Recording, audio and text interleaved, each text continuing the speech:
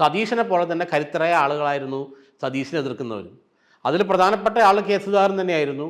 പിന്നെ രമേശ് ചെന്നിത്തല. അതിലെല്ലാം ഉപരി ഹൈക്കമാൻഡിൻ്റെ ഭാഗം, അല്ലെങ്കിൽ കേരളത്തിലെ ഹൈക്കമാൻഡ് എന്ന് പറയുന്ന കെ സി വേണുഗോപാൽ വളരെ തന്ത്രപരമായിട്ടാണ് രമേശ് ചെന്നിത്തലയെ മാറ്റി വി ഡി സതീശനെ പ്രതിപക്ഷ നേതാവ് സ്ഥാനത്ത് കൊണ്ടുവന്നതും കെ സുധാകരനെ KPC പ്രസിഡന്റായിട്ട് പ്രതിഷ്ഠിച്ചെങ്കിലും മറ്റ് ചില ഉദ്ദേശങ്ങൾ കൃത്യമായി അദ്ദേഹത്തിൻ്റെ മനസ്സിലുണ്ടായിരുന്നു.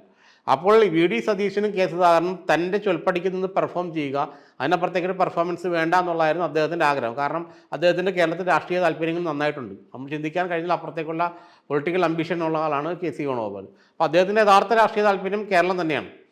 അപ്പോൾ അങ്ങനെ വന്നപ്പോഴത്തേക്കും ഇത് മനസ്സിലാക്കിക്കൊണ്ടായിരിക്കണം വി ഡി സതീശൻ അദ്ദേഹത്തിൻ്റെ നിലനിൽപ്പ് ഭദ്രമാക്കാൻ വേണ്ടി സ്വന്തമായൊരു സംവിധാനം കോൺഗ്രസിനുള്ളിൽ കെട്ടിപ്പടുക്കുകയും പല യുവ നേതാക്കളെയും തനിക്കൊപ്പം നിർത്തുകയും ചെയ്തു. ഷാഫി പറമ്പിൽ, PC വിശ്വനാഥ്, രാഹുൽ മാങ്കൂട്ടത്തിൽ.